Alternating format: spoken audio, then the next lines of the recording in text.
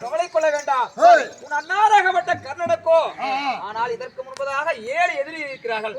அப்பேற்பட்ட 7 எதிரிகள் இருக்க இந்த உலகத்திலே வாழ முடியுமா? ஆனால் உன் அண்ணனாகப்பட்ட கர்ணவன் மாண்டு மறுந்து விட்டார். மாண்டவனாக தான் இருக்க வேண்டும். செத்தவன் எந்த அதாவது மீண்டும் வந்தால் சீமை இடம் கொள்ளாதாமா? மாண்டவன் வந்தால் இந்த வையுலகமே இடம் கொள்ளாது. செத்தவனாக தான் இருக்க வேண்டும்.